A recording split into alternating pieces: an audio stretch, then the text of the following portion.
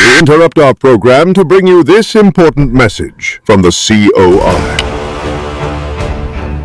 If you see a bunch of these people coming from a country that is in dangerous right now, that has been blocked by the Turks and Caicos, who is experiencing a crime wave because of them, who is now blocked by America, if we as Bahamians see our flag carrier being used to bring these people in, and other carriers, it's not just Bahamas Air, every day they're coming in, that Bahamians shouldn't say nothing. Your evil, manipulative, wicked ways will not triumph over this nation.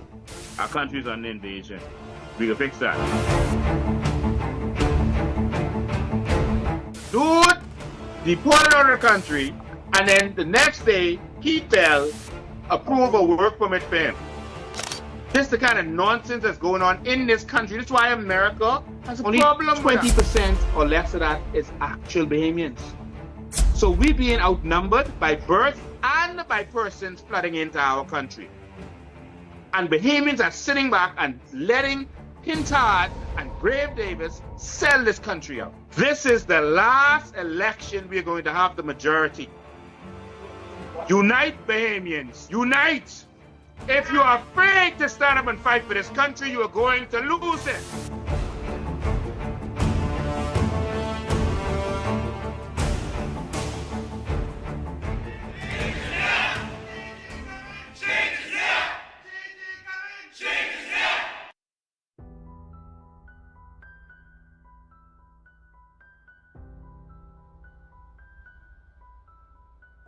Definitely welcome every one of you to this great and auspicious occasion. COI ain't playing. Tell somebody we're getting stronger every day. If we still call ourselves a Christian nation, we have to let us desperately pray and seek God's vision for this great Bahama land. Today is a very special day for the Coalition of Independence. Every day is a day we are creating history within this organization and this country. I am overwhelmed. I can't believe 1 year from my started to now, I'm here. So may we continue to trust in God, and may God continue to bless the Bahamas. So come go with me. We're going to the new Bahamas. Hey! With the people. And the people have said they're tired. They have said they're ready for change. We just want to congratulate you on opening of your new office. Enthusiastic about living in South Beach and helping to make the change in South Beach, because change ain't coming, change is here. Change is here! Change is here! Change is here!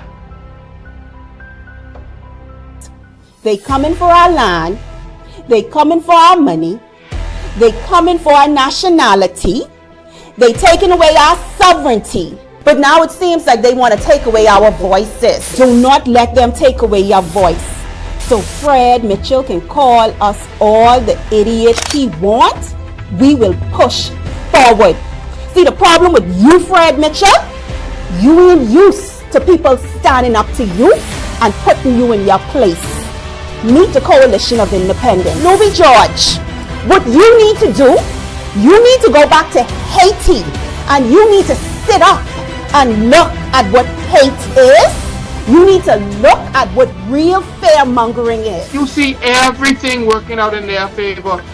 They are taking all of our services and taking it to Shantytown to cater to them. We are saying this almost on a daily basis. These are people getting citizenship with the aid of the government. And these kinds of actions are causing it hard for Bahamians. I'm about Brave Davis, Prime Minister, who pepper ici. Dans les Samadoulas, votez, register pour Brave Davis. Passez avec Brave Davis, now les net. It's better under the PLP, and it's getting better. The Bahamas, you all know.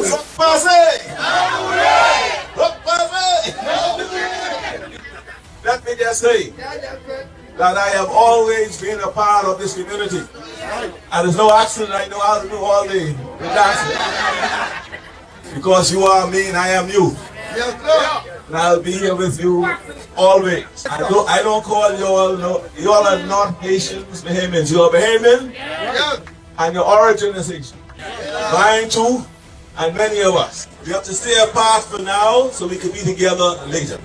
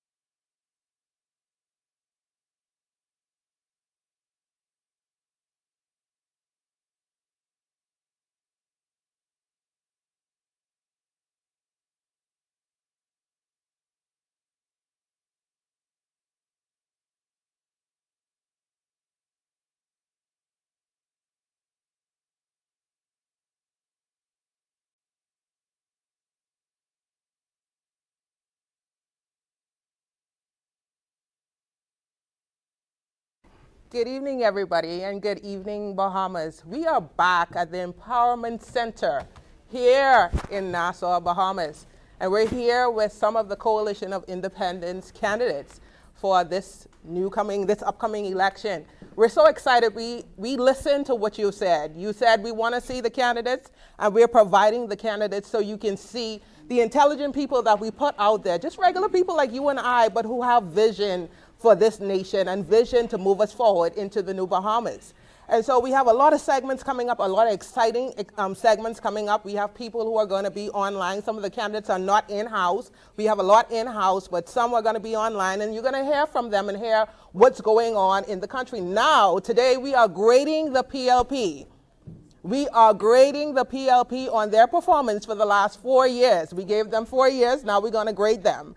I don't know if we're grading on a curve or we're going to just grade straight up, but we're going to do some grading today. It's very exciting, and before we start all of that wonderful stuff, I want to allow the candidates that are here with me to introduce themselves. Oh, before I go on, my name is Aisha Claire, and I am your host again for today. And before the candidates introduce themselves, I'm going to pass it to Mr. Bain, who's going to talk a little bit about what's going on, not just only in the Bahamas, but in the world. We had a lot of shaking up going on in the world, and he's going to speak on that for a minute. Mr. Bain? Thank you, Aisha, and it's always good to be here, and thank you for everyone who's in the live studio audience. Give yourself a round of applause. All right, we need energy today, so this the beaten meeting, this report card day. It's been 4 years since the Progressive Labour Party has been in office, officially 4 years. And so we're going to determine what those 4 years have been like. We are going to let them know what this 4 years have been like. All right? And so our candidates are going to do that. But of course, at the end of this, you're also going to be able to give your input. All right? So just stay with us because it's been a long 4 years. So this could be a long one today because we got to talk about some things. Because some people forget some things. Yeah. But we got to remind them about some things today. Yeah. All right? And at the end of all of this, of grading them on each of these ministries, we are going to go over the top 100 scandals of the Davis administration. Wow. And we had to cut it down to 100 so that it could fit in one show. But this has turned out to be the most scandalous administration in the history of the Bahamas. Mm-hmm. Even more scandalous than the first PLP had lost their way with Joe Leader and Medellin Cartel. More scandalous than any other administration. Wow. And we are going to take you on a ride through time from 2021 to 2025. The top 100 scandals of this PLP government. But before we get to that, you know, something major happened in the world, and I just want to mention it. Well, first here in the Bahamas, I just want to give my sympathies to persons in the Eastern District who suffered a lot of damage. Your house is your biggest investment, and a lot of people received damage to their homes, lost roofs, etc., because of a tornado that hit this country. A major tornado hit this country, and we're taking that lightly. I think one of the things we need to realize is that, you know, in the police force, they always had this saying, ain't nothing happen until something happens. It's like you're never prepared, and you ain't worried about nothing until something happens. And so we need to be more proactive. We should have a warning system. I'm sure that the meteorology department saw the storm, or they saw the conditions that would lead to a storm. And I've been in other countries, in the U.S. and in England and Canada, other places. If they see certain conditions, they're going to send out a warning. Yeah. And so people should have been warned so that they could have protected themselves. You know, one woman said she was in a trailer and the storm just came out of nowhere. She didn't know what to do. She should have had some warning so she knows to get out of that trailer and get to safety. These are the kinds of things that we want to do. And this is why we're grading them today. And of course, we're going to give you suggestions too as we're grading them. But we need a proper warning system. Every phone company has a warning system, an emergency alert system. Every phone company, and that's what they're using for the Marco Archer alerts. Mm-hmm. They could have done the same thing to warn you that if you're in the Eastern District, and it has what they call geofencing, so that warning can only go out to people in the Eastern District who it doesn't annoy everyone. It could have only go out to them. But it should go to the whole country so that you would know that if you have an elderly person or a family member or whoever in that district, that you will know to look out for them or check for them. All right? So these are things that can be done in the 21st century Bahamas. If you have a government that is thinking about the issues of this country and not just thinking about how they could make money and tax you for it. All right? And so I just wanted to say that. I also wanted to mention something that's happening on the world scale right now, and that is there was a political assassination of a young man called Charlie Kirk. He was a very intelligent young man who reminds me of myself when I was his age. Very intelligent. He can talk to you on any manner of subjects, but he loves God. If you're talking about him, you end up talking about God at some point in that conversation. He reminds me a lot of myself, and he was ashamed. And he grew up in an era where it's a shame to talk about God in America, in schools, etc. They put all that stuff to the side, but he stood up and he became more and more popular by dealing with his issues. Now, there are some people who don't agree with a lot of what he has to say, but that's not the issue here. The issue here is he started something that no one else has ever done. He started going to college campuses and having conversations with young people to get them more involved in their country and politics, etc., and what they believe in, to have discussions. And so even if you disagree with him, he would have dialogue. And this is what we should have in the world. We should have dialogue with each other. You should be able to state your piece and I state my piece. And that is what he did. And that's what he encouraged. And so even though I didn't agree with 100% of the things that he said, I agreed with a lot of the things he said, what he did was different. Normally when people have a stance, they don't want to hear your stance. And they'll never give you a platform for your stance. In fact, you've seen for the first several years of this administration, I was banned from all radio stations. All right? And they pretended we don't exist. They were afraid to even call our names. And that's how despotic people think. That's how evil people think, because they just want you to hear their opinion. But what Charlie Kirk did, and what he will be remembered for, is he would his thing was called Prove Me Wrong. Yeah. All right? I want to hear from you. And when you come to his sessions, the people who support him start cutting him off. He say, no, be respectful, don't cut them off. And he would let them talk, even if he didn't agree with them. And that's what it was about. And so he had issues like abortion. He didn't agree with abortion. All right? He didn't even agree with Trump on abortion, because Trump said, listen, let the states decide. He just don't agree with abortion.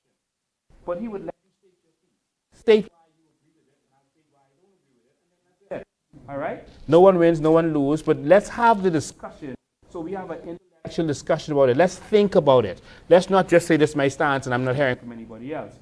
That's what it really should be. I too don't believe in abortion. My mother told me she tried to abort me. She tried everything and it didn't work. For some reason, she wasn't able to abort me. I don't agree with abortion. And there are many people whose lives I think I've been able to impact, that their lives would not have been impacted by me had I been aborted. And that's my personal stance. All right? Some people believe in it, that's on them. You know? My grandmother was by my grandfather when she was 16 years old.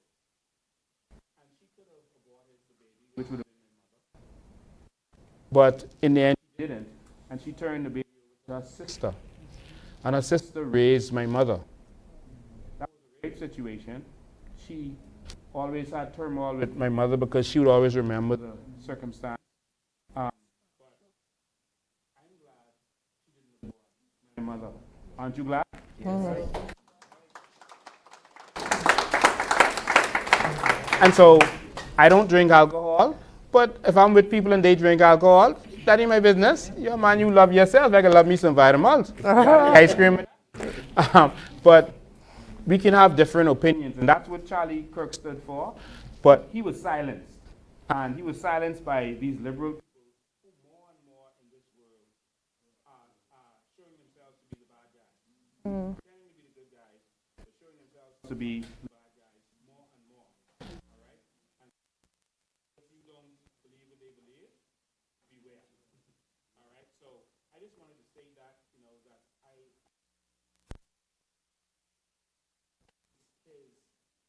his wanting there to be more dialogue by encouraging more and more young people to start being interested in this stuff. We wish we had that in our country, and maybe that's something that we should focus on. But he spurred them to believe in that, and he was not ashamed of the gospel of Jesus Christ. Like I am not ashamed of the gospel of Jesus Christ. In fact, our government just voted against Israel again, publicly. But that's on them. But our government just voted on Israel. Voted against Israel. That's the administration. All right, so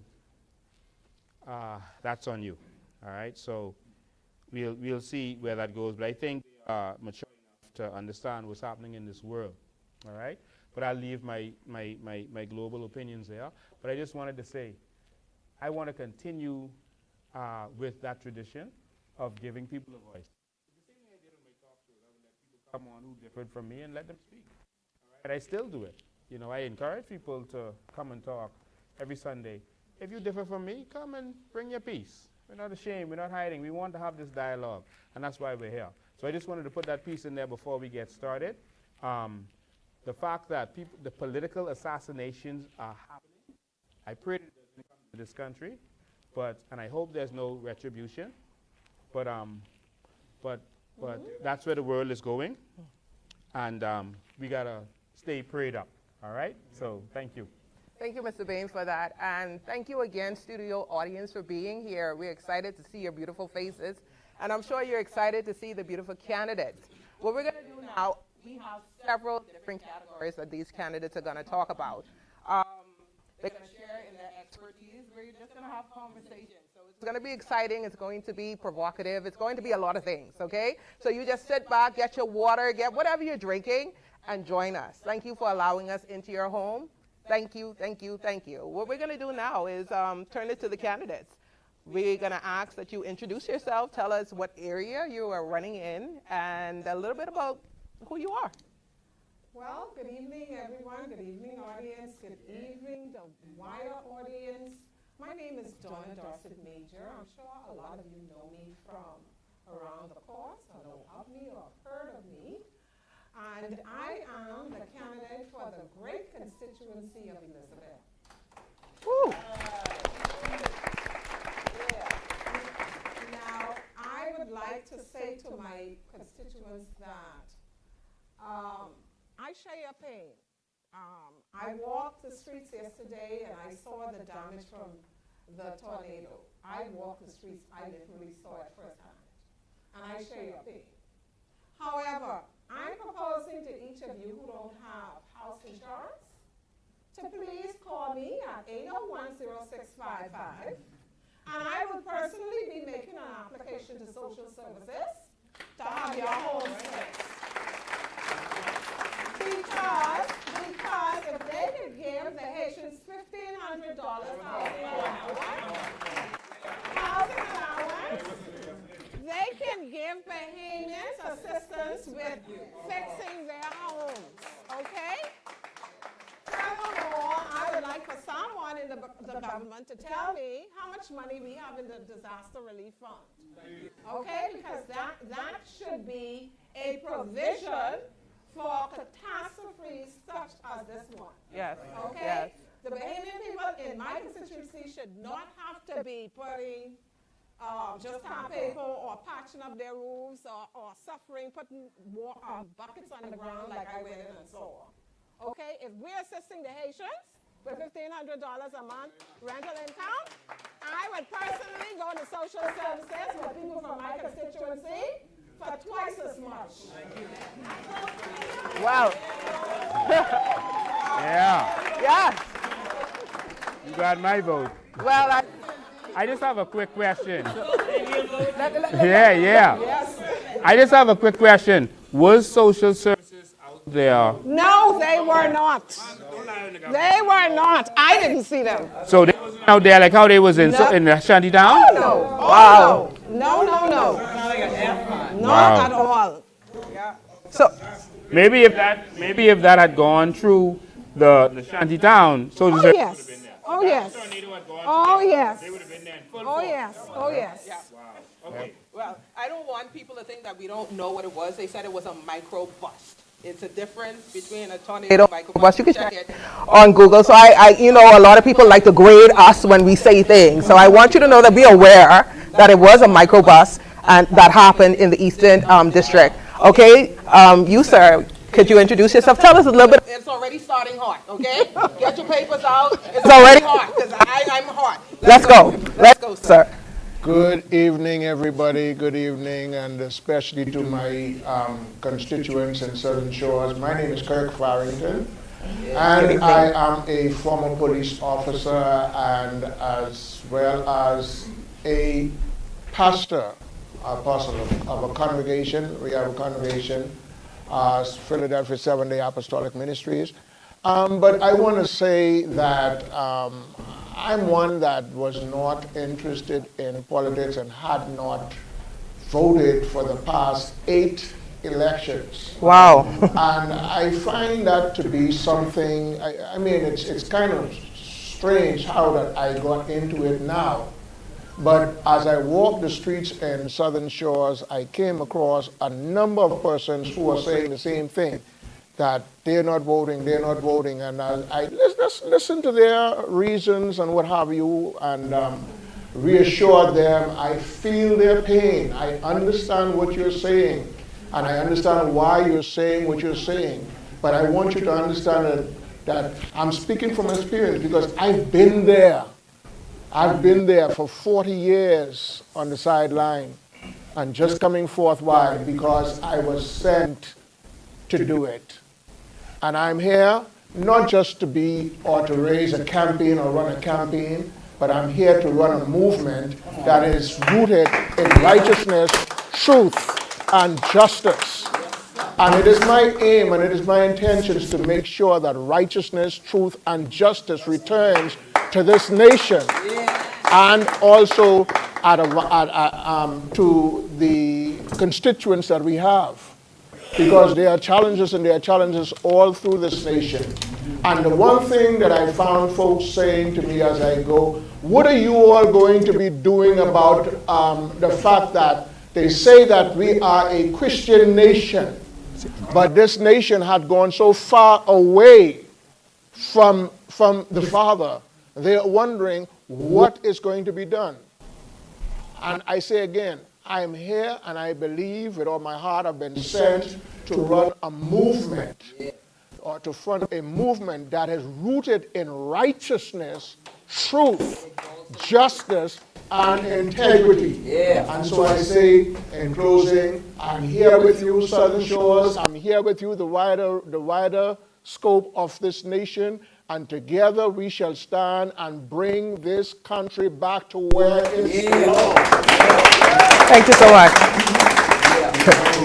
As you can see, I think we're going to need part 2 of this because these people are excited. They are just running with this, okay? So the first thing we're going to grade is the Attorney General and Legal Affairs. Attorney General and Legal Affairs. That's the first thing we're going to grade today. No, you can. Who's going to go first? Okay, I'll go first since they want me to go first. You know, first of all, I think that the person that they chose for Attorney General was probably the least impressive person that you could have chosen. I don't think I know of him having any court experience or any real legal experience. I think that Jonathan runs circles around him.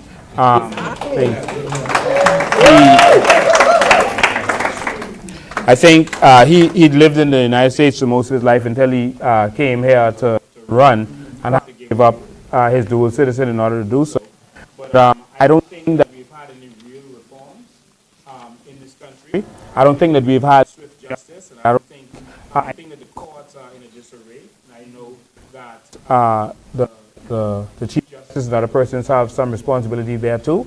But I don't see where the Attorney General's office is doing what they are supposed to do and bringing leadership to this country and legal affairs. There's a lot of things that we're going to offer, changes we're going to offer the people to change it. But so far I can say from the office of the Attorney General and legal affairs in this country, our court system is in shambles. All right? It is in shambles. People feel like they aren't getting justice. There's a lot of scandals as it relates to certain things, and people generally don't trust our court system. So in terms of any reforms to reforms our court system, I would definitely give them a fail. And for me, that's an F. It's an F.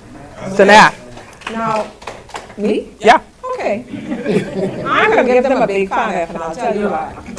First of all, my experience has been one that's been very troubling. And whenever you stand up for righteousness around the court, you are, I would say, prosecuted and persecuted. And so that has been my experience. Mr. Ryan Pinder. Well, the name. Okay. Yes, he is the AG. I'm not calling his name for any type of corruption. No. What I'm saying is he has been inadequate as the Attorney General. Okay. And that's because my personal opinion is his hands were tied. Okay? His hands were tied. And a perfect example of his hands being tied. Anybody could tell me who was the Prime Minister in 2023? Brave. Okay. In 2023, the act with respect to the business license was changed, was amended by Mr. Brave, Philip Brave, under his administration. Okay? And you know what it was amended to? What's that? You know what they took away from us as Bahamians? What's that? Tell us. They took away the right to own businesses, and if a foreigner wanted to own a business in the Bahamas, they had to have a Bahamian partner. But they basically took that right away and allowed foreigners to come into this country and own a business without Bahamians. Wow. Okay, that's why we see all these landscaping businesses owned by Haitians. Okay? All of the landscaping business, all of the construction businesses, we now see. And another thing, I looked at the legislation the other day, and you needed to show that you had some skill or degree in construction. Like, references to show how many houses you built before that law was changed. Now you need absolutely nothing. Wow. All you do is go online, and if you think I'm joking, try it. Fill out a form, say you want a contractor's license, and no experience needed. They don't ask you about experience. They don't ask you about your qualifications. Wow. And so here we have all these foreigners around here with all these licenses for as contractors, opening up all kind of businesses, and totally wiping the Bahamian out of the circle. Okay? And so Brave Davis didn't just start to think about how he was going to disenfranchise Bahamians. He thought about that a long time ago. Wow. And he's been making those provisions from 2023, changing legislation. And so my thing is, and not only that, the committees that they form, they select, he's the one that selects these people to spare these committees. So we need to change our system to republic so you and I make decisions as who sits on these boards. Wow. That's my suggestion. Yeah. Wow. Take the power from them and put it in the hands of the people. I also want to add that the Attorney General was so focused at the beginning of their term on attacking Bahamians on the well fields. They were spreading lies and deception about the situation down there, outright lies. They were threatening and saying you have 15 days and all this kind of stuff. They did all of that, and we told them, come on down. You know, we'll be waiting.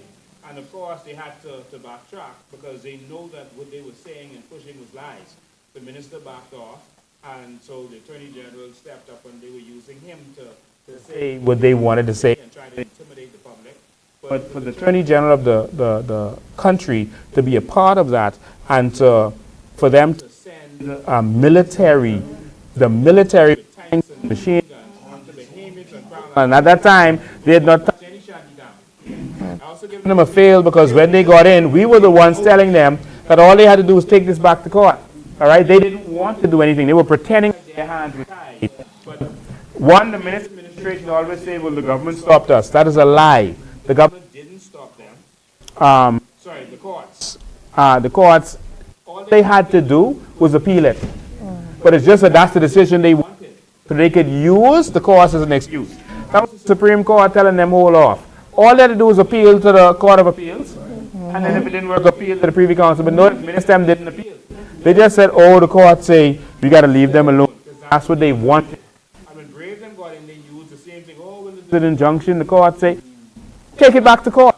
But after we protest and we forced their hand and we got locked up, then they were forced to take it back to the court, and what do you see happen? It had to be lifted. All right? So I gave him a fail for that too. Okay. Thank you for that. Before you start, we're going to grade the Ministry of National Security and Immigration. And if you can, please, time person, could you give us an extra 3 minutes? We only have 3 minutes. Talk fast. Okay? We only have 3 minutes. So we're going to talk now about the Ministry of National Security and Immigration, and I'm going to allow you to speak now. Pastor, Apostle. Thank you. As far as the Ministry of National Security is concerned, I think the most important thing is the protection of our borders. And that, I think that there's a failure in that area. We sat and listened to we had a town hall meeting on the no, not the parliamentary registrar, the one we had at the school. about that where they opened up the country, the borders of the country, and they're saying that anyone can come into the country and you can't touch them, okay?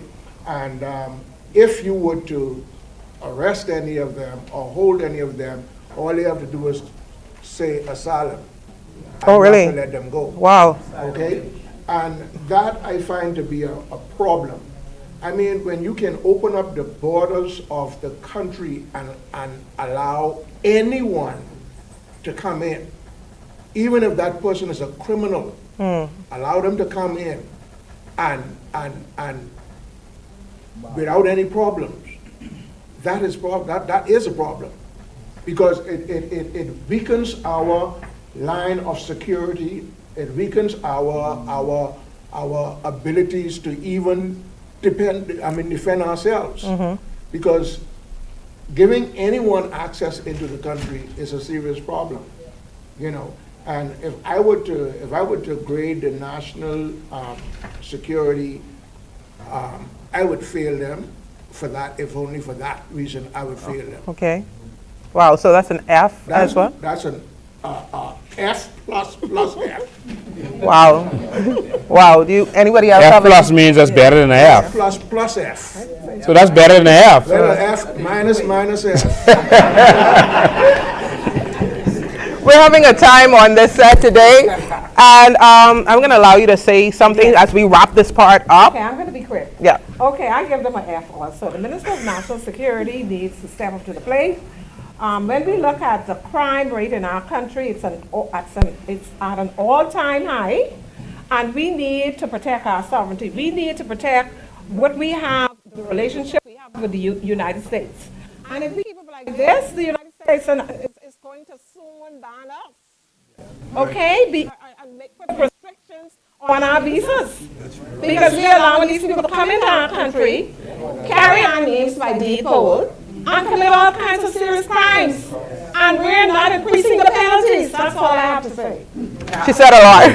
Okay? I want to agree with you, Donna, on that. And I think this is very important for Bahamians to realize that because we are allowing these people to come in and allowing this scandalous stuff to happen with our papers, it's going to hurt Bahamians. I want you all to wake up. We used to get indefinite visas. Yeah. We used to get indefinite visas. I had one, all right, when I was young. And it was taken away from us after we started letting all these other people from these other countries come. Letting the Haitians come in, all right, to be frank, all right? And so now we see all kinds of other things happening. They're charging more money for visas because of these people. Remember when we had Dorian Trump made a statement, Trump said that I love the Bahamians. I would like for them to come, but because they're letting these Haitians come in, and they close the border. And now you see what American officials are saying, that our borders are too slack and too lax. And because we got these people coming here, it's going to hurt us because our governments are giving them papers, and so the American government doesn't know who is who. You are going to find it more and more difficult to get your visa. You're going to be like Jamaicans, find it difficult to get visas. And in fact, it has already started. A lot of Bahamians are being denied visas. It started happening since, on a serious scale, since this administration. Wow. There's denials like crazy. It doesn't make the news, but a lot of people are being denied visas. Y'all hearing about that? Yes. That is because y'all are letting these people come in and get papers and mix and do all this kind of stuff. Bahamians, you have to protect your sovereignty and protect your nation. Yeah, we love everybody else. But listen, if you keep hanging around bad company and people start to tell you can't come in here or you can't come in there, that's because of the company you keep. All right? Yes, there are good people from there. There are good people from China. There are good people from everywhere. Yeah. But we're not responsible for the bad ones or the good ones. We are responsible for our good and bad. That's our people. If our people bad, that's our bad people. We got to deal with them. I don't have to deal with your root children. Right. I got to deal with mine. Right. All right? And so this mixing up is a problem.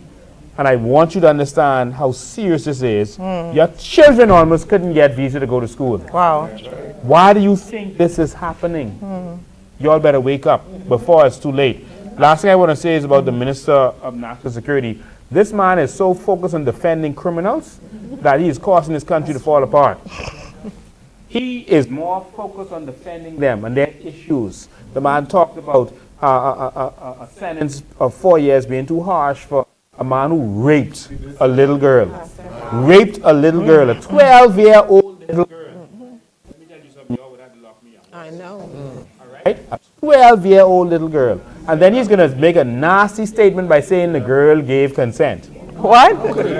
That's what the man said. The 12-year-old girl gave consent. You see, when you have these criminal lawyers running your country, crime is going to, they're not going to take bread out of their own mouth. So they're not going to put anything in place that's going to hurt their clients.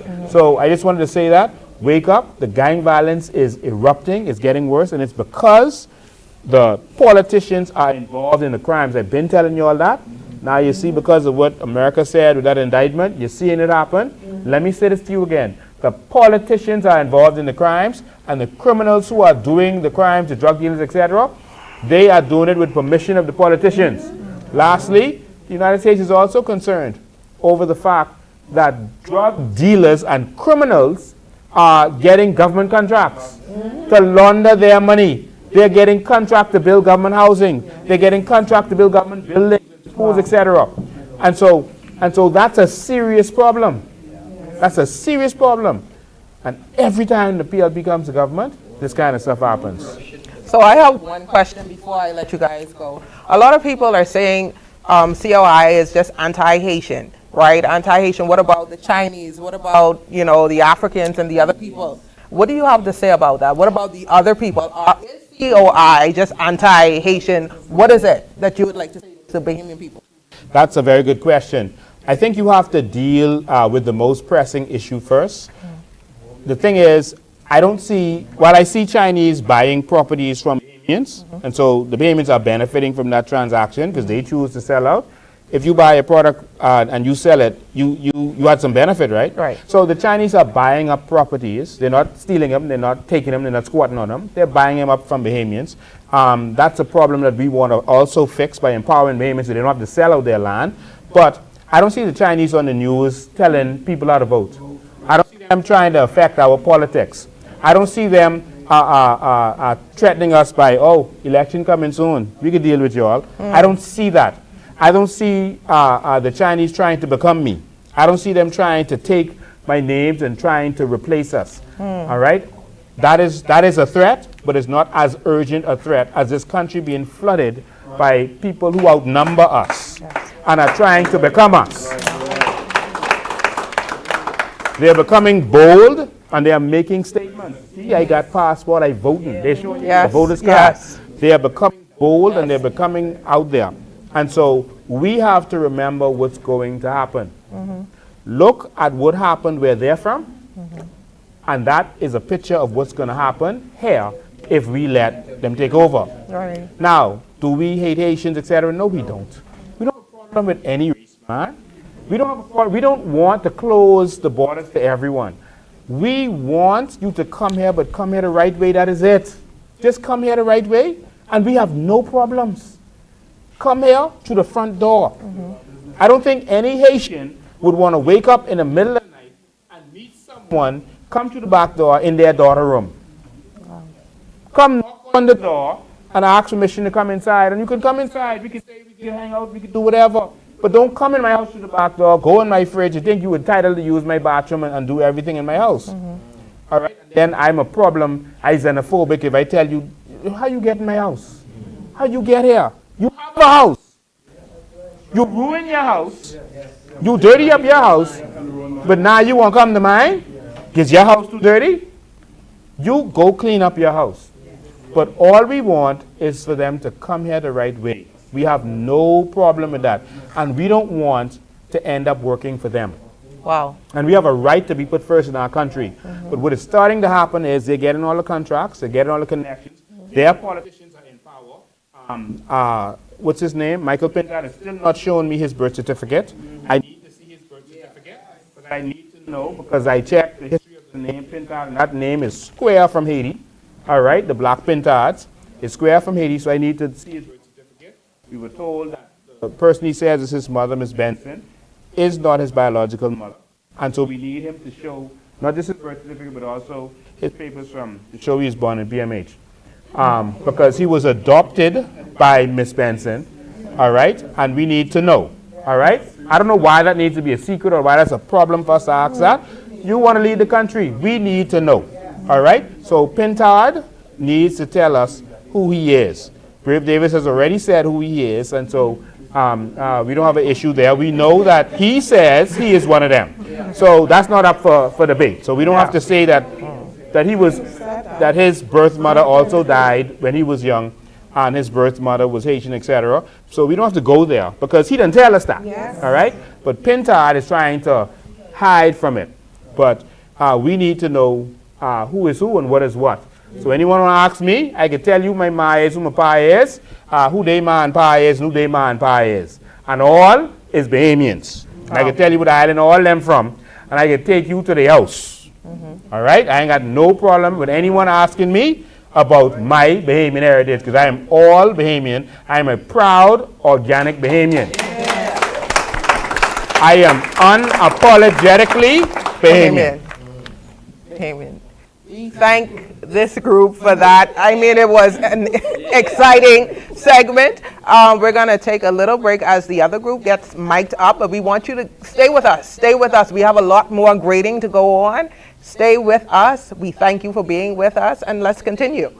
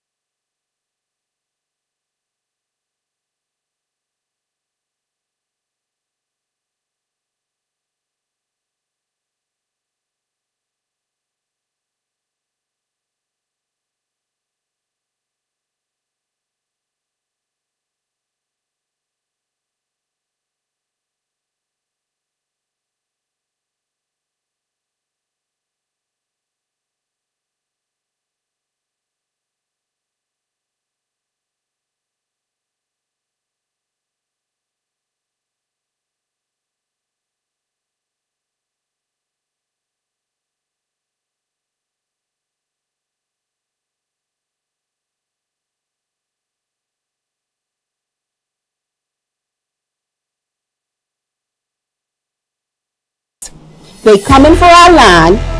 They coming for our money. They coming for our nationality.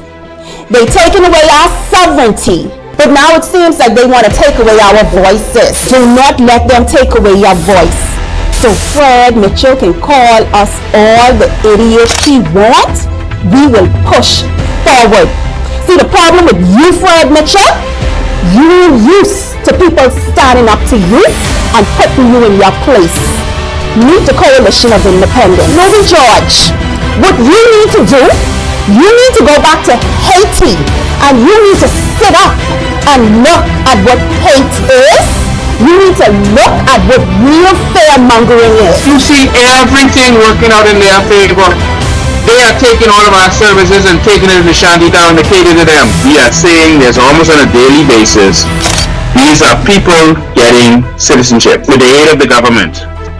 And these kinds of actions are causing it hard for Bahamians. En bas, Wave Davis, c'est Prime Minister pour peuple haïtien. Attendez ça, Abdullah. Votez, register pour Brave Davis. Passez avec Brave Davis, now les net. It's better under the BLP, and it's getting better. The Bahamas are the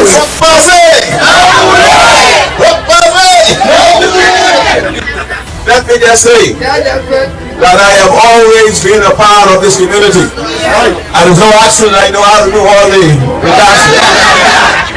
Because you are me and I am you. And I'll be here with you always. I don't call you all, you all are not Haitians, Bahamians. You are Bahamian, and your origin is Haitian. Mine too, and many of us. We have to stay apart for now so we can be together later.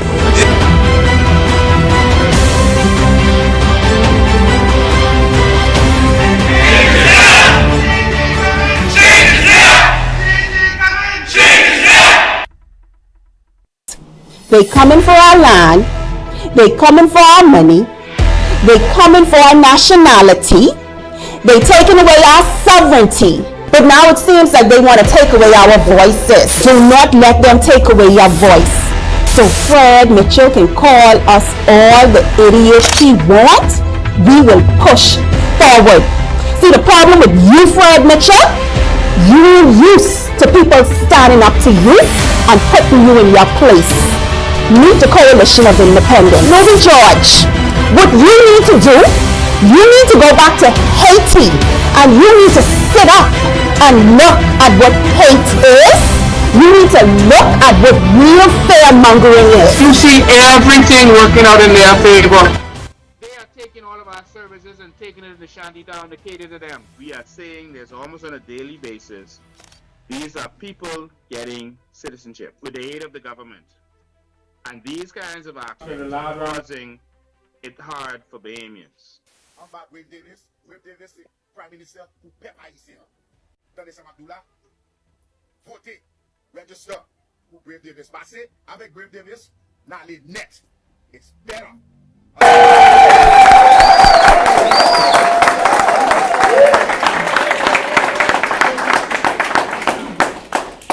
Good afternoon again, everyone. Thank you again for having us in your home. This is part two, and we're talking to two amazing people here. And what I'm going to do is allow them to introduce themselves and tell us a little bit about yourself. Don't jump into, all that other stuff. Tell me something about you. I'm going to start with you. Okay. The beautiful. Can I say the beautiful? Okay, go ahead. I'm Dr. McIver. I'm a retired dentist by profession. And I have a very large family.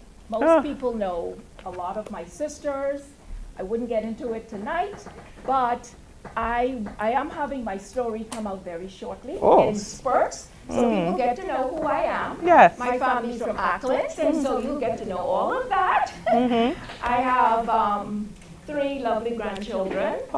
And and I never thought I would get involved in politics, but I could tell you, I realized that our country was going in the wrong direction. And I said, Ronnie, you've got to do something.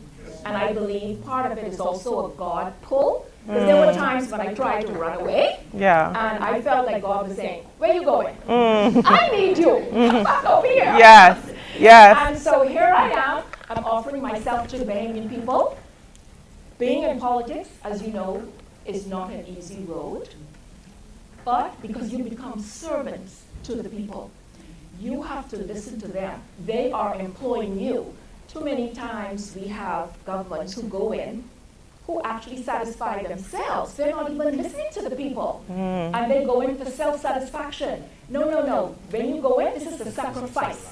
And so for me, I have to pray about it as well. God have to strengthen me because I see the fight ahead, but I can tell the Bahamian people, Veronica McIver is prepared for the fight.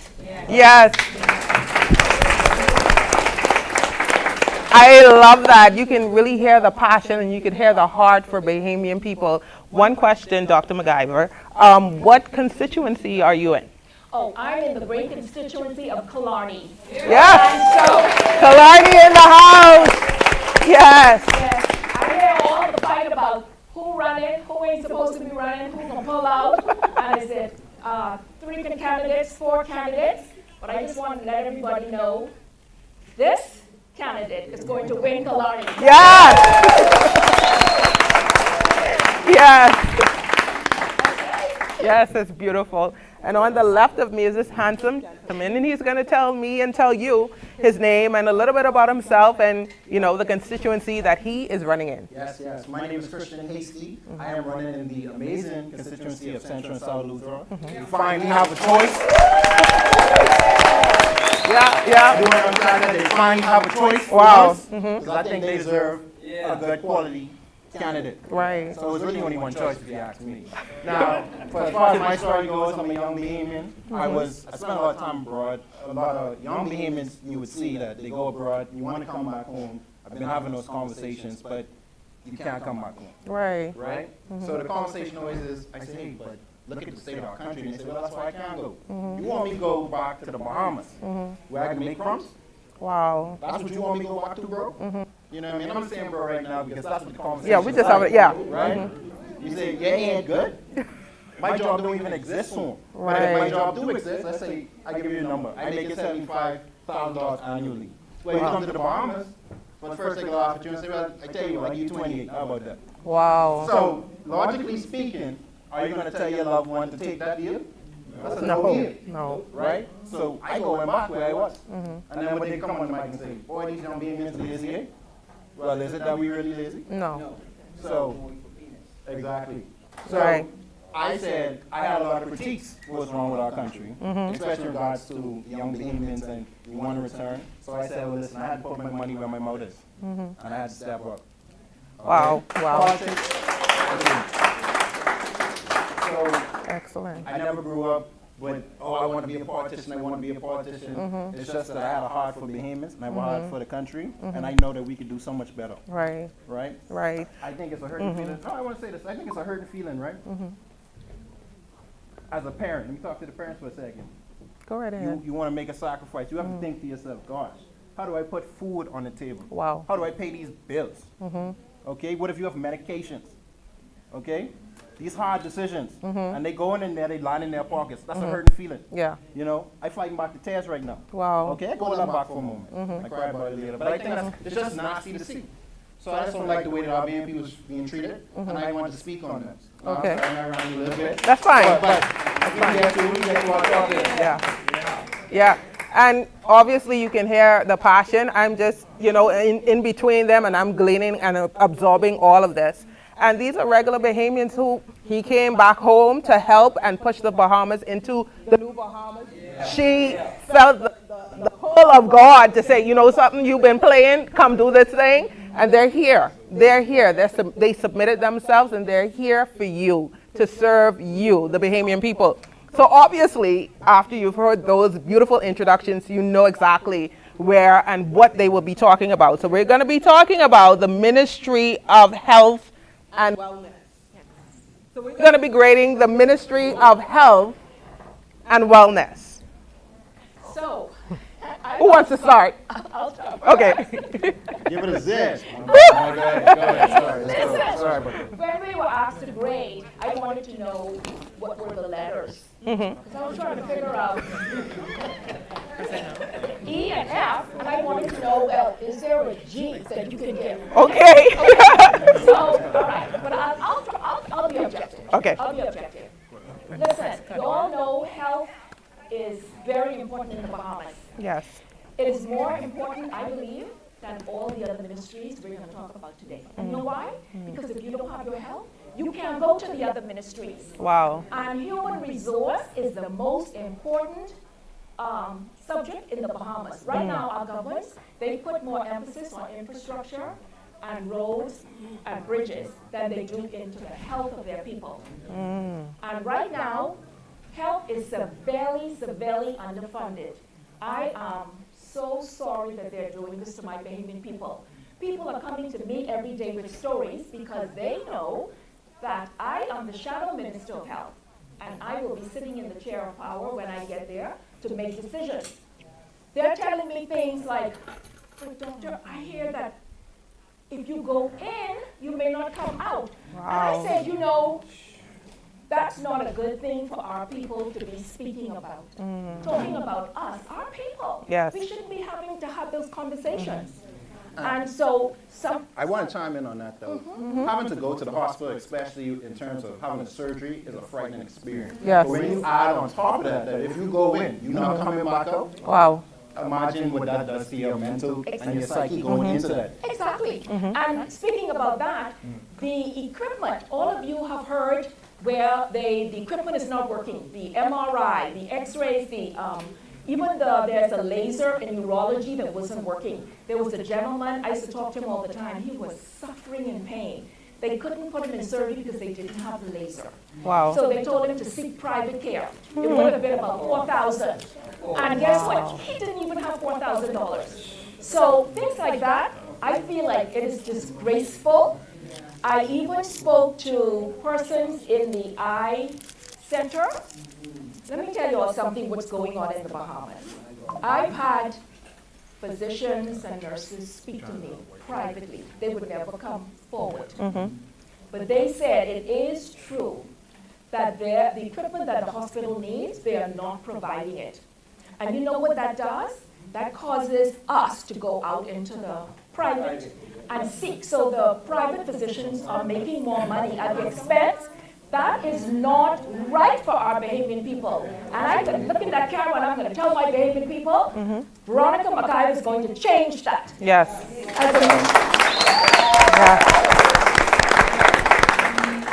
As a matter of fact, for the last 2 years, I've been fighting along with a whistleblower in the dialysis unit. Wow.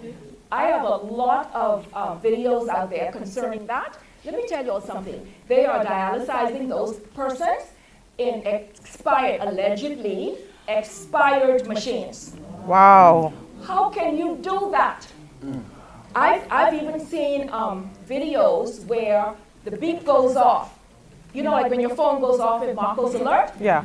The machine will go off like that, beep, beep, beep, beep, beep, to tell you that something is wrong. They have to come there and fix the machine while you're on the machine.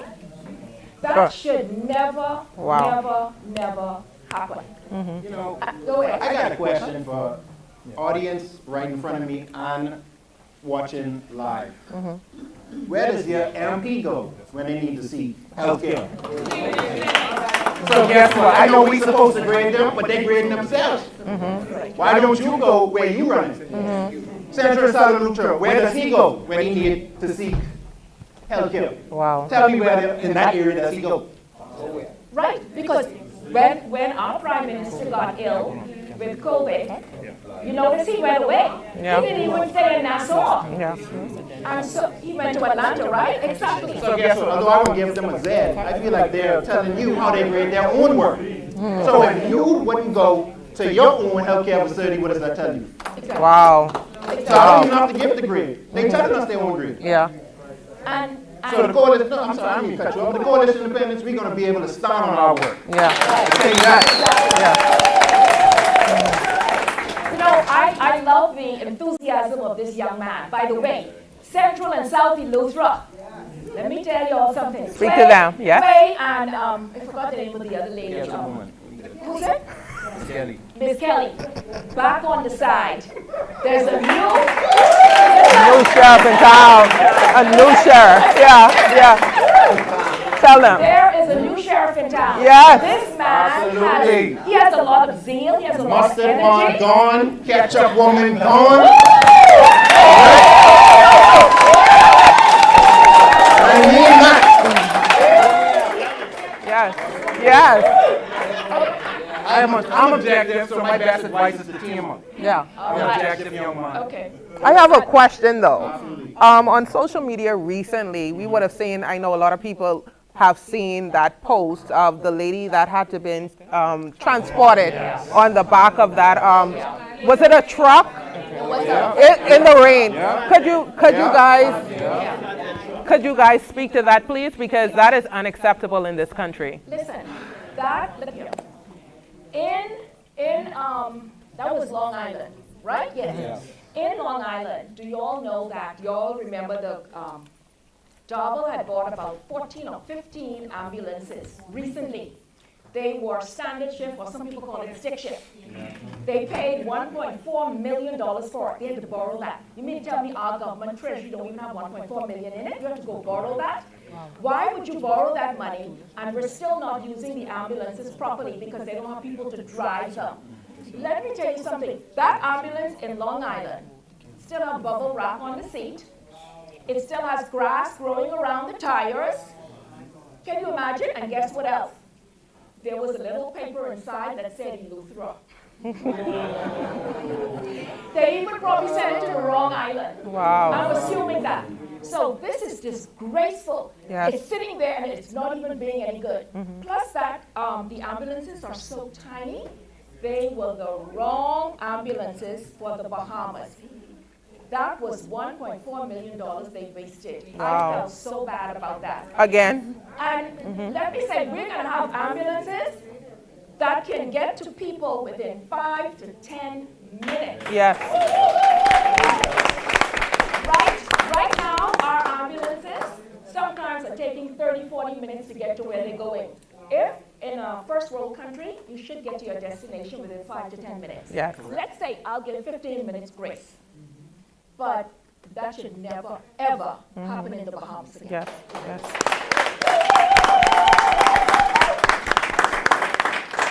And we're not just talking about the problems, we have solutions, okay? We're not just, highlighting all the problems and grading all the problems. We're gonna come with solutions. And I want you guys to add solutions that the COI is gonna come up with when we come into power. What are the solutions to these problems? Well, what I would like to say is we need to have a 24-hour emergency center. I'm talking surgery center and a major hospital, right? Because the way I see it right now, something better happen to you within time. Because if it's overnight, something like that, that's it for you. And I think that's so sad. Because how could you disregard human life that way? Is that what they really think about? Wow. So my relatives, anybody, something happened, something simple. People lose their lives because they couldn't get blood in time. Wow. That's unheard of. That's a lawsuit waiting to happen. Or they jump all over that. That's easy money. So the Coalition of Independence, we're working on processes, like I said. We're going to get adequate ambulances. We're going to be standard. Yeah. We're going to have staff trained on those things.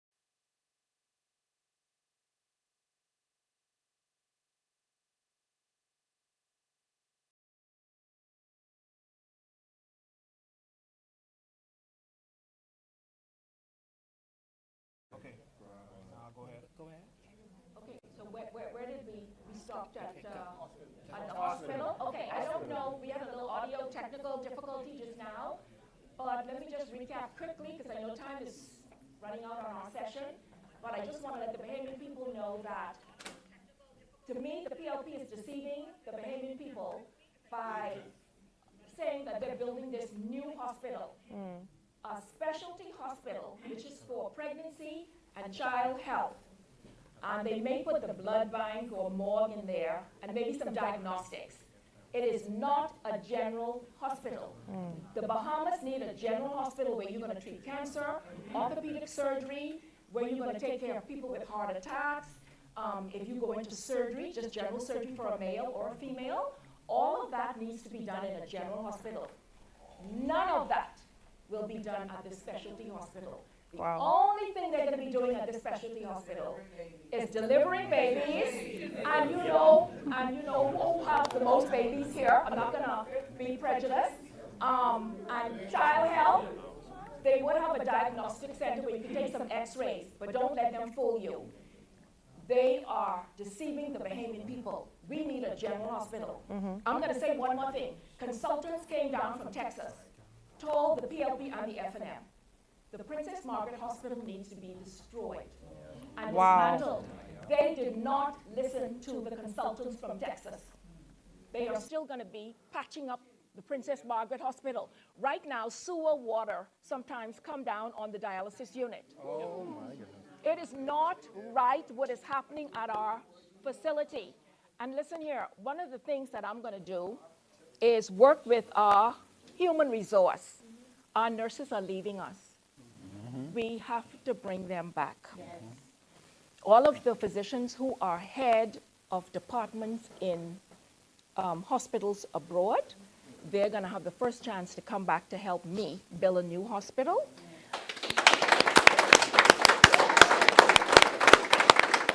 And we are yes, we're going to have to pay them handsomely if we want good health care. My people deserve the best. And God knows that we are going to find the revenue to build that hospital. Even if I got to lay the first brick myself, I'm going to be right there with that mortar and that brick. I'm going to do that myself. But this has to be done. My people deserve better. And I would like to add, this is a basic need. We need this. Why is being treated like a luxury? Exactly. All these things that we need being treated like luxuries. And if you were serious about building a general hospital, that should take about 2.5 years, maybe 4. You probably push to 5 if you were serious about it. The question needs to be, why would you wait towards the end of your term? It seems like you're not serious about your job. Yes. It seems like you're not serious about the Bahamian people. So, and the last thing I want to say is, if you notice the PLP, all of their projects, you notice it's shovel in the ground. You all notice they haven't gotten past that stage. Everything is shoveled in the ground and a beautiful picture with PR, but nothing comes out. As a matter of fact, even the hospital in Freeport was coming out of the ground barely for years. Nothing is happening. And before we leave, I would like to have Mr. Hasty speak on mental health. We do have a problem with mental health. A lot of people are going through stress in the Bahamas, and they have just passed a law, an act, to help people in mental health. So if you want to speak a little bit on mental health. Let's talk a little bit about it. When you look at the conditions of our country, right, high cost of living, poor quality of food, not active, very active lifestyle. All of these things takes a toll on your mental health. Right. You have apathy. I feel like a lot of Bahamians now, because of all these stresses, are living a life on autopilot. Right. And so once you check out, the next step is to physically check out. Right. I'm going to say that's a harsh word to say right now. Gotcha. And so we need to start. One of the first things is what therapy looks like. Yes. There's nothing wrong with you if you have to seek either a therapist or a psychiatrist, right? If something's wrong with your hand, you go see a hand doctor. Sometimes the mind gets ill, so you go and see a mind doctor. Yeah. Okay? And you can heal yourself. So I think we can start implementing meditative strategies on de-stressing, on how to calm your nervous system as well. So.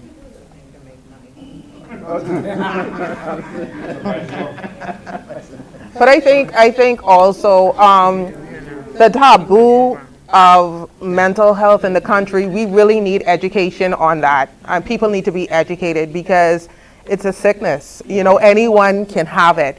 And being somebody who had to seek therapy, you know, after you see the top, people don't want to talk about it because they're afraid to be victimized, or they're afraid for someone to feel that you have something wrong with you. And there is absolutely nothing wrong with you. You know, depression, people go through that. People go through a whole lot of stuff. As you live, you go through a whole lot of stuff. So we need to take the stigma away from that. And most definitely, I don't know if you guys are going to do it, but I'm going to suggest removing the name of Sandilands. I'm so sorry, I really don't like that name. If we can get rid of that name, you know, because, you know, you make people feel so isolated, like it's just a me problem. And it's not a me problem, it's a we problem. So I am so happy you guys are speaking on these things. I don't know if you have anything else to say before you guys exit, but this was awesome. Oh, absolutely, I do. I know we're supposed to give a final grade. I will say this. If they will not go to their own healthcare facility, they've graded themselves. And I'll end on that note.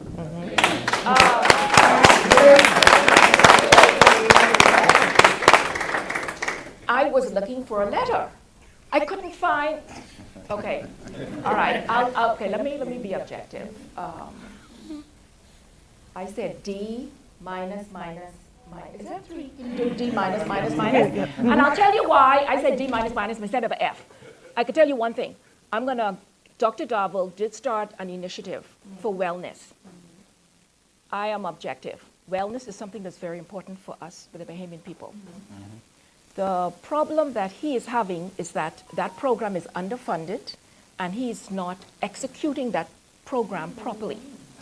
When I become the minister, she say he's all time. When I become the Minister of Health, that particular initiative will get more funding because yes, we do have to educate our people on being healthier. Our single mothers who have children, I'm going to make provisions for them to be able to exercise. If not on the parks, I'll find a way because they need somewhere for their children to go. And I will, single mothers, well, all mothers, but mostly the single mothers who have a lot of work to do. They have children when they come home, they have to prepare food. I'm going to make special provisions for you so that you can either walk, go to the gym or something. Trust me on that. Okay. Listen, I wish you could see the Bahamian flags flying in the audience right now, but we are excited people. We are very excited about what's upcoming in our country. We know the new Bahamas is just on the horizon. We see it, we smell it, we believe it, and we thank you guys for putting yourself forward. We thank you, we thank you. Give them another round of applause. So we're going to take a quick break. It's going to be a quick break, and we're going to have another exciting bunch come and join me. Thank you so much.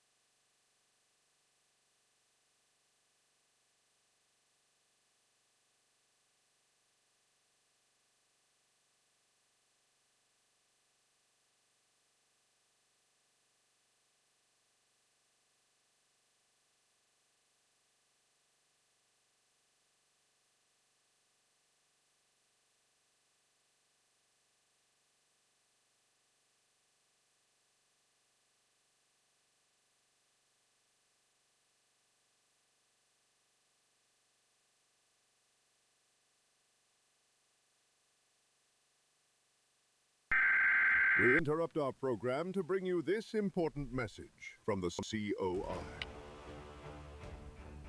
If you see a bunch of these people coming from a country that is dangerous right now, that has been blocked by the Turks and Caicos, who is experiencing a crime wave because of them, who is now blocked by America, if we as Bahamians see our flag carrier being used to bring these people in, and other carriers, it's not just Bahamas Air, every day they're coming in, that Bahamians shouldn't say nothing. Your evil, manipulative, wicked ways will not triumph over this nation.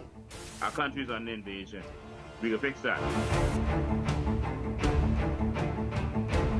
Dude deported out of the country, and then the next day, he fell, approve a work permit for him. This is the kind of nonsense that's going on in this country. That's why America has a problem. 20% or less of that is actual Bahamians. So we're being outnumbered by birth and by persons flooding into our country. And Bahamians are sitting.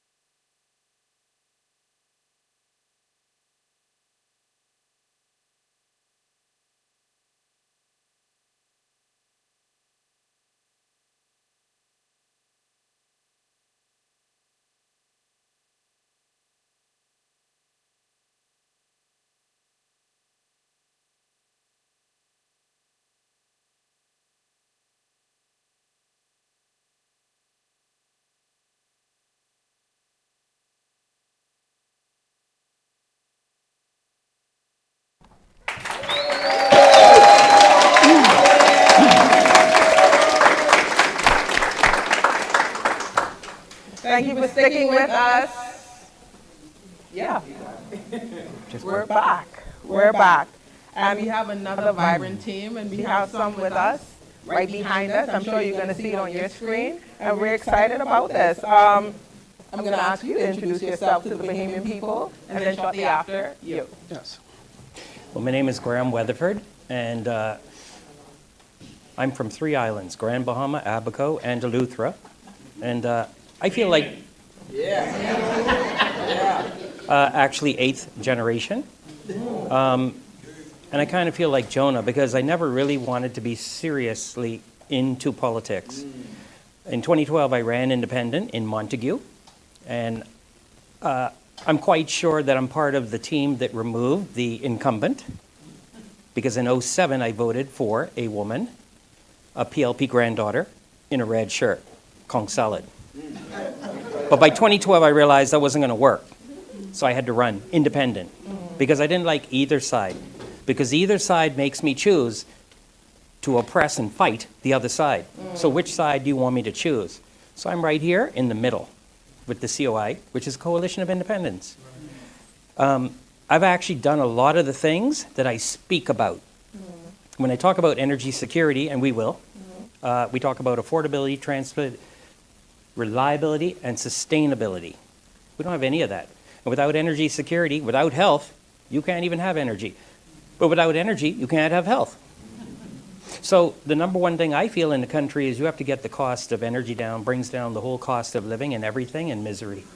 So that's a little bit about who I am. I'm a businessman in the Bahamas. And, you know, if we don't fix it, if we don't, I've had a COI's changes here.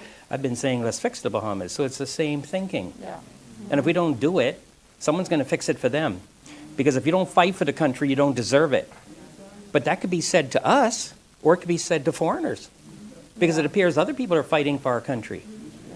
So, And so which area are you in? well, I'm running for St. Anne's, Montague, whatever they want to cut it up, chop it up, and call it. That's where I was born, that's where I live, and that's where I have a business, and I'm not leaving. I've noticed a lot of politicians, as soon as they get in, they move from wherever to on top of the hill, out west. Now, how you know about the water out, the light out, and everything else in an area, and you don't live there? You should be forced to live where you're running for as long as you're running there. Now, after you leave, you could go where you want. But don't talk about you representing Long Island and you living up in Freeport, or it just doesn't make sense. Right. Like me, I know the light was out for 16 hours in Montague over the last 2 days, but that was a storm. But how could that be possible when my brother lives in Toronto and he'd been there 40 years and only ever had 5 minutes of the power being out? And they have ice storms that freeze up the wires. Yeah. So what are we doing wrong? Yeah. So I'm going to turn it to you, Guy. Yes. My name is Brian Roll. I am the candidate for Golden Isles with this great party, the Coalition of Independence. Yeah. I'm a family man. I am a person, free thinker. Yes, I speak my mind. I'm fearless. I'm a godly man. And I just believe in doing what's right. And again, the country that we live in, this country is so rich, and this country has a lot of potential, but poor leadership right now is what have us stagnant, and a lot of times, we think about that young president of Burkina Faso, that man, he is amazing. The whole world right now are just amazed of what this young man is doing. He brought Burkina Faso, he took them out of debt. And, and he's just a person who is so interested in his people and his country. Wow. And that is all you need. All you need is the right leadership to care about the people.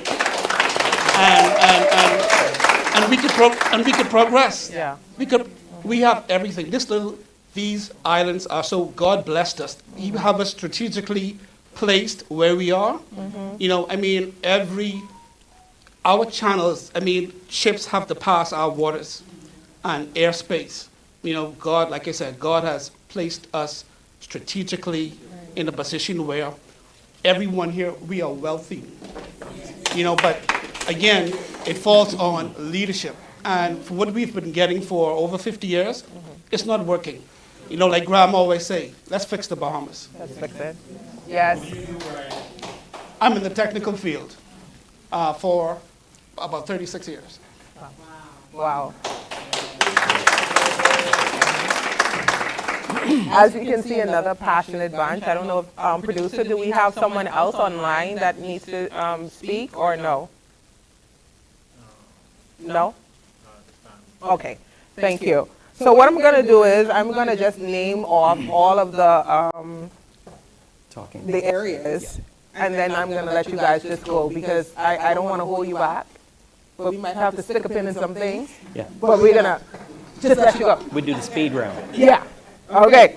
So what these two are covering are the Ministry of Works and Family Island Affairs, Ministry of Energy and Transport, Ministry of Housing and Urban Renewal, and the Ministry of Disaster Risk Management. I think I would like to start with that one in lieu of what happened just over the weekend. If you don't mind, No, we don't mind. we can talk about that real. Who's going to go first? Want me to go? Okay. Okay. So disaster recovery. I thought we were doing some grading, but let's save Yes, it. we're grading. You want to save it to the end? We're still grading, and we have educators. I want you to know that we do have educators actually grading this. I don't know if we're grading on the curve, are we? Or we just, no, we're not. Okay, so I was trying to help, so we're not doing that. Okay, let's go. Okay. So disaster recovery, right? In my opinion, I've watched the last truly 30 years, and I don't see a serious vision for it. Let me give you one example. When we had Hurricane Joaquin or Jocelyn, depending on how you want to say it, that was an embarrassment itself for Long Island. What happens right after a hurricane? If a hurricane were to hit Long Island, come up to Exuma, hit the capital, and go over to Florida, who's coming to help us right away? We need to have things in place to help us as soon as the wind dies down. So in Long Island, you have hills. Why didn't we dig into the hill and create a small bunker to put essentials, canned tuna? It'll keep me alive. It's protein, right? You can't put things that will spoil. Tuna lasts, what, 6 months? Very bad. 6 months to a year, right? Tuna, peanut butter. I can eat peanut butter. It's protein. Put essentials, water, and have a section of that hill that's cooled 24/7 with insulin. Because you have diabetics in Long Island who couldn't get assistance. And what if the wind's still blowing too hard to even get a plane down there or a helicopter? So we have to look at the whole medical facility set up in the islands, and that's a whole nother story we just heard. But we have to look at the disaster recovery. You know, in Abaco, why did we not accept help, right, from the world after Dorian? It's not, we keep hearing from political parties this Dorian was the worst thing ever. Great, it could have been the best response ever. So what makes you a hero or a zero is how you responded. How did we respond? The people in Abaco know exactly how we responded, and a lot of them haven't spoken. And I'm talking to them tonight. You need to talk tonight about how your party, because it was your party, treated you right after the hurricane. And Grand Bahama knows as well. And I don't want to get into it because if you have family from either place, you know exactly what kind of disaster recovery we didn't have. But at least you could throw out water and the essential things to people until you can get the wind to die down and get in there with the proper equipment. And you should have high ground to put all of the healthcare systems. I like that mobile, could be hospital almost in case it's real trauma. You have that on the island. You put it in a high ground. You build a concrete structure to house it in so it'll withstand a hurricane so it can be out there. And you put a tractor next to it to push the road clear so you can get that ambulance to the people that need it. That right there, we could talk for hours. And there's people smarter than me that should sit down in a think tank. We need a think tank for all of these different departments, right? Ministries, so we can come with the nation's best ideas. And it doesn't matter if it's yellow or red, right? No, it doesn't. We put, was it NEMA? We put NEMA in a building, a metal building where the roof could blow off. So you want to grade that? And water come in and wet up all the equipment? You want to talk about disaster preparedness? How many millions did we pay at the airport? I know the leader's really good at remembering figures. Was it 20 million, whatever, for Doppler radar? For high-tech systems that can show you micro bursts. And it's up and running right now. Nobody even knows the website to go to look at our live radar from our Doppler radar. Just type in Bahamas live radar, and you'll see the one from our airport. I have a question. That would have shown you the microburst. What of? Well, planes have to be notified when they're coming in. It color codes stuff. So green, yellow, orange, red. And if you see a little circle big as your fingernail in red by the airport runway, that plane's not going to land there because it can drop out of the sky in a microburst or be forced down. So I put it to you that I think we spend incredible money to be to American FAA standards, right, for planes. Why didn't we use that same system? Because that reaches for most of the Bahamas. Why wasn't that used? And I like what the leader said. You could send a text message on Marco's alert at 2 in the morning. You can't tell me my roof's going to blow off? So you're talking about, that's a Z, man. What's the next one?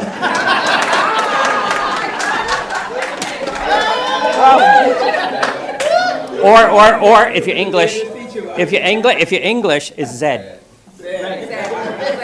Okay. Yes, I mean, and if I might add, you know,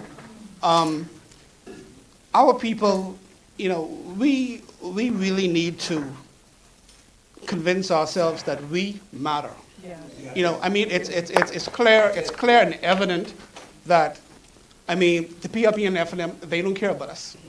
I mean, for how they did the people of Abaco, you know, the president and the president, yes, and Freeport, the president and some others went to Abaco, and they discovered, the trailers filled with supplies.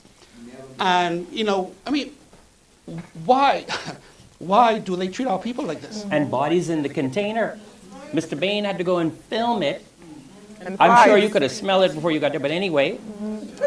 So who were the morticians and tell you about what happened in that container? See, I'm not going to say it. The good people of Abaco should say it. And if they ever think about voting for that party again, our That's how you people, respect our people need to wake up. Yeah. We need to be honest with ourselves and wake up to see that, hey, these people, they don't care about us.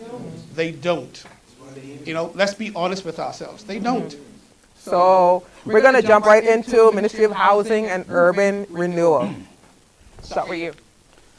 Okay, again, these supposedly low-cost homes, they're not low cost. By the time you finish paying the mortgage, I've come across some of my constituents in the great constituency of Golden Isles. I've come across elderly women. I'm talking about elderly single women who were still paying mortgages. 70 plus year old women who are still paying mortgages. Wow. It's the cost of living is too high for us in this country. And seemingly they keep raising the bar. We're going to be pushed out. You mean after they reduce VAT? It's still too high? It's still too high. It's still high. They need to totally eliminate VAT. Totally. speak into that. How could you? Increase the price of goods. You have three choices this election. You got 10% VAT on top of all the other duties and taxes, right? And we never talk about fees. Fees are the increase. I'll pick a gun license for those 30,000 Bahamians of all walks of life. It went from what, $20 to $50 to, yes. And for the boat owners and the fishermen, it went from what, $20 to $250 some dollars. That's over a 1,500% increase. So the fees are what you need to talk about too. But this election, it comes down to, you could choose for 10%, that's where you are. Or you could go back to Egypt at 12% with the other party. Or you could listen to this party at 0% VAT.